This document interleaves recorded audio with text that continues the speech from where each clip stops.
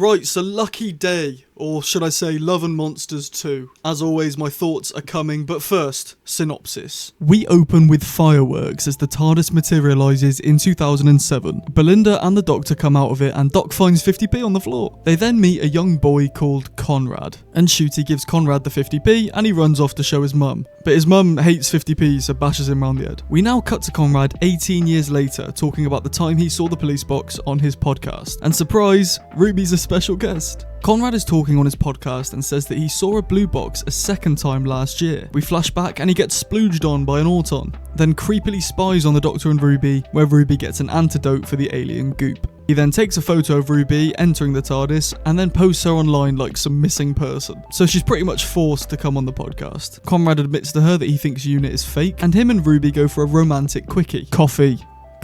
Ruby says that the splooge creature has come back after a year because Conrad didn't take the antidote that she took. So Ruby gives him some and he confesses his love. They then go for dinner. Bloody hell, Pete, you love a good love story, don't you? Carla's back. Woo! Cherry's back. Woo! They're on a date a few weeks later and they kiss. Louise, Cherry and Carla are at the table and reveal that Ruby and Conrad are going to a village. And they're all at a pub now, but the lights are flickering. Ruby rings Kate and Kate says that there are no actual faults in the area, and she checks and the creatures are locked away. The lights fully go off and there's a screaming from outside. Conrad reveals that he did not take the antidote that he was meant to, and Ruby goes for some fresh air. Then Conrad joins her, and they catch a glimpse of the creature, but fear not, Unit are here. They fire at the creatures and find out that it's all a hoax. Conrad then pulls a lance and mugs Ruby off to her face and to the Instagram Live, revealing that he's the big boss of the hoax. He's on Facebook Live, destroying the reputation of Unit. Conrad gets bailed in court and leaks the addresses of all Unit employees, so they all move into the Unit Tower building. But there's a mole inside, and they let Conrad through, and Conrad comes in with a gun. He then insults the Brigadier. Too far. Kate then opened the Shreek's door, and because Conrad didn't take the antidote, he gets mauled by them. But then Ruby saves him, but then he gets mauled by them again. Sadly, he'll live. We see him in prison as we hear a warp. He's now inside the TARDIS. The Doctor grills him, but Conrad's still a massive knobhead. But then the guard arrives. Oh my god, it's Mrs. Fun! And she lets Conrad out of his cell. And roll credits. Okay then. Okay, let's talk about this. Ignore the fact it's Rudolph season. I don't know why. Just allow it, man. Just allow it to be there. I'm going to put on my shades because I'm cool. The first thing I want to start off by saying is, how is Belinda not tired or hungry or need to go to the toilet? She's been travelling for days straight now. Yeah, I suppose there might have been like 30 seconds in between episodes, but majority of the time these episodes pick up off the back of each other. Like, they're very much continuous. We're halfway through the series now and she's not yet had a sandwich or gone for a wee or slept, you know what I mean? These are all natural human instincts, so what's going on there, guys? I also love how 2007 is like a good flashback year now, when like 2007 was when Doctor Who was at nearly his peak, you know what I mean? So it's cool that they can go back to that now. I like that, you know, because when I used to watch Doctor Who in 2007, well, I didn't watch it then, but when I was watching it like 2011, we'd see flashbacks to like the 80s or the 70s or the 60s, and I'm like, well, there are people watching who lived in those times, but I'm not one of them. But now I am one of them. Now, was there autons in that scene or not? Because I'm not gonna lie, I've been convincing myself over the past few weeks that there were going to be autons in this episode, just for a little glimpse. I did mention it in my synopsis as a little joke, but I can't tell if there was. There was a bit where I looked and I was like, well, are these mannequins moving or not? I'm not sure, but I would have loved if there were autons, just as a little hint towards the 20 years of New Who, which I feel like would have been easy to put in, especially in this episode where there's mannequins everywhere. So I was a bit let down that there weren't autons, but then again, that's my own fault for thinking that, so I can't really blame the people who wrote it and the people who made this for not putting autons in. But I do think it would have been a nice little nod to New Who, as obviously the autons were the first monster back when Doctor Who came back in 2005. So it would have been nice, but we don't think we got it, unless we did and I'm wrong. So prove me wrong in the comments if you think that. Something else I saw online was that when Conrad is taking a picture of Ruby, it's behind the wall, he's sneaking behind the wall. That is the same filming location as The Empty Child, when, you know, the child's like, Mummy, to Rose, that. It's that same location, which is cool. I love when Doctor Who reuses locations. Because I can look and go, ooh, that. I actually saw this a while back and forgot, so it was cool that I realised today. That could have been a cool cameo as well for the 20th anniversary. You know, Conrad takes the picture of Ruby, and then he just hears, Mummy, Mummy, and he's like, what? A little flaw. Yes, I suppose it's the same sort of thing as the spacesuits last week. Like, how did the Doctor and Belinda know what spacesuits to get into? This is quite similar. How did Ruby just have a spare antidote lying around for this weird creature gunk? Like, how did she just have one? Obviously, the caveat to this point, or the answer to this question, is Unit. She got one from Unit. But I don't think she has, because when she rang Kate, it seemed like Kate was like surprised at the call. So who knows? Maybe she just kept one, or just maybe it's because the writer wrote it in and didn't think of a way around it. Another thing I love is when Ruby is on the podcast with Conrad. Conrad like confronts her about aliens and stuff, and she's like, "Well, we all know aliens are real," and I love that. Because I hate when Doctor Who has a massive alien invasion, right, on mainly London, big alien invasion on London, and then the next week when it's all solved, everyone's like, aliens? Pfft, they ain't real. And we just have to pretend that the population don't know aliens exist. Like, how many times have the Daleks taken over? Too many. So I'm glad that they acknowledge that, but how long before some other writer decides to undo it, and then we're stuck with, ooh, aliens aren't real? You know what I mean? Also, something that annoyed me, I do a podcast myself, and the thing about this, what annoys me, right? I'm recording this in the morning. There's a window there, and that window, because it's the morning, is very bright on my face. So I have a whole lighting pole here, which I normally light up behind me. That actually looks quite better, actually. I might keep it like that. It's annoying that this lighting always like makes me look too white, right? I'm big on lighting. When it comes to filming my podcast, which I do, there's a lot of lighting involved. But why on earth on this Lucky Day podcast are they filming with the lighting facing that way? What sort of logical sense does that make? You don't have the lighting facing... That's stupid. That's like me getting my lighting pole here and just having it come into the shot. Like that. That's like that. Hello guys, welcome back to the channel. Messed it up now. Messed it up. But yeah, I just find it mad why the lighting is facing, like, poking out a specific way. Like, what? But a big up from me. Kate and Colonel Sexy together. Yes, please. We sort of knew it would happen because in the Empire of Death, we saw it sort of hinted, you know, they held each other's hand, and I was like, oh, those two, and now they're actually together. Assuming so. They're still keeping it a secret from Ruby. Now, a downside I do have to this episode is because there's no B plot. If you don't know what a B plot is, I think I've mentioned this before.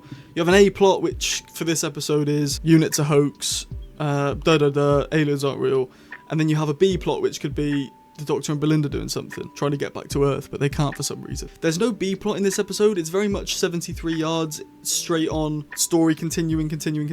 It makes it feel quite slow at certain points. I write, for those who don't know, I write scripts as well, and I do write Doctor Who scripts, not for the actual show, just for my own pleasure, which sounds a bit odd. And I've written one, and the one I've wrote has two plots. It has an A plot and a B plot. If you want to read it, there is a video on my channel where I tell you how you can read it, so go find that. But the other script I'm writing at the minute is very different, and it is sort of like this, continuing on and on and on.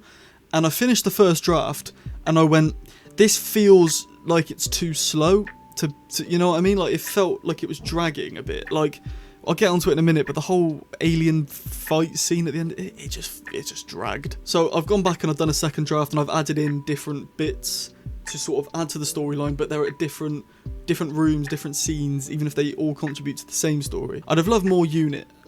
Unit when Ruby's away, and then eventually they come together, but the whole pretty much first half an hour of this episode has no B plot. It's just continued story, which sometimes work, but I just feel like it did feel like it was dragging at certain points. However, I do love the scene where Unit get exposed on the Facebook Live.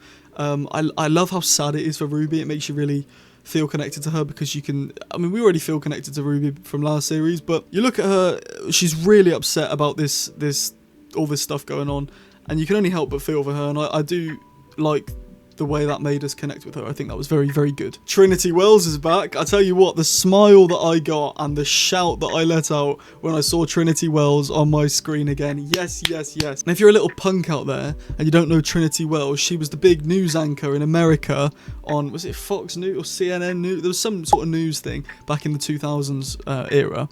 And every time there was an invasion, it was Trinity Wells was on CNN News or something, and now she's got her own show. Yes, I know she was in The Giggle, whatever, but The Giggle was nearly 2 years ago now. We're seeing Trinity again, which is good. I love Trinity Wells. More of Trinity Wells, please. And I loved the Brigadier reference as well, because he doesn't get talked about enough, or maybe he does. I suppose he was mentioned in The Legend of Ruby Sunday last year, and obviously there was the whole Cyberman salute thing from Death in Heaven. But like when I was younger, not so much at the minute. I tell you what, I'd love to get back into it, but I find it more difficult now I've grown up. But when I was younger, I was a big classic Who fan, and I loved John Pertwee. He was my favourite out of all of them. And my favourite episodes were the ones with the Brigadier in them. I just love him as a character, and I think he makes me believe that character exists, which is a big part for me because my brain's not very indulging in things that I see. I sort of can always tell this is a TV show, which is probably why I struggled to get into Classic Who now, because it feels more like you have to have an imagination to watch it, because the sets are wobbly, because it's in 4:3, some of it's in black and white, it's quite slow, you know what I mean, stuff like that.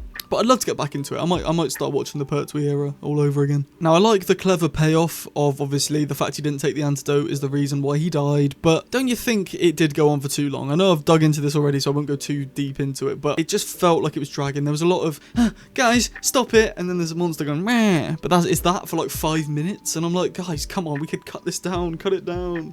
But it was a clever payoff. I'm not sure about the full ending, because nothing's really changed. They've sort of just all ended up in the same situation that they were originally. Like, oh, Unit's a hoax. Well, it's not, and we find out it's not, which we already knew, and that's it. And yes, I know Conrad's in prison, but we didn't know of Conrad before this, so nothing's changed for us as the viewer. But I did like how they didn't let Conrad die, because that's what Doctor Who's all about. There's no killing. I mean, there is, and it's very easy. I did think when Kate was like, well, I'm glad the Doctor's not here because he'd stop me doing this. I thought she was gonna kill him, and I'm like, I like when Doctor Who goes dark, but we've had a lot of that recently, that for new viewers it just sort of seems normal that Doctor Who's about killing bad people. When people who, like me, have watched since 2005 and even from, like I said, the Pertwee era, we know it's not about that. It's not about killing people, it's about letting people live even if they've done bad, because we want them to change, we don't want them to die. So I like that we sort of stuck to that, and I like I like the fact that Ruby was the one to do it. She was the one to save him, because she did love him. It is sad, she did love him. And this is 2 weeks in a row now of me predicting things. I predicted that Conrad would not, didn't properly like Ruby, which came about, so. And the Doctor's anger at the end when he's shouting at Conrad, it shows a side to Ncuti's Doctor that we haven't seen properly yet. Like, I get he was screaming at Sutek, but it's to be expected. This is anger on an actual human, which is very Tennant. I find, like, Matt Smith did it a few times, but Tennant did have anger with actual humans for problems, for things they've done. So that gave me big Tennant vibes. And it's revealed that Conrad is the man who told the Doctor about Belinda. If you remember back in the Robot Revolution, we find out the Doctor's like, well, somebody told me to watch out for you, so I came looking for you. And we were theorising, who could it be? Is it Mrs. Flood? Is it the Doctor himself? But no, it's Conrad who said it. I like a little mini surprise reveal. And Mrs. Flood is the governor, eh? Who's the governor? Now, yes, she's probably just talking about the fact that she's the governor of the prison. Yeah, whatever. Or governess. What did she say? Yeah, well, she said governor. I did some research, and the last governor that was in Who was in The End of Time, and the governor was protecting Harold Saxon. So, is Mrs. Flood protecting the Master? Who knows? Probably not. Let's be real. The Master's not here, but who knows? Overall, this episode was very split for me. I mean, the overall story was good, but it felt like the pacing was completely different to the other episodes. The other episodes I've been going, well, we need more. We need more to this to make this episode longer. Whereas this episode, I was like, make it shorter because there were so many bits that dragged on. But maybe that's a little nitpick of me. Overall, I think it was a very good episode. It was definitely above average. So I'm going to give Lucky Day a 4 out of 5. That's it. It's my lowest rank this series, but 4 out of 5 it is. And I'm very excited for next week because Ncuti said he's always wanted to face like an African god. I think he said, did he say that or something? If I'm wrong, kill me. Honestly, grill me in the comments if I'm wrong, because I don't want to be wrong. So I'll see you back next week for another review. I've got loads more content, including a podcast coming out tomorrow, but I've got loads more content coming out over the week as well. So yeah, make sure you subscribe with the notification bell on and leave a like. And yeah, nice one. I'll see you again very soon. Goodbye.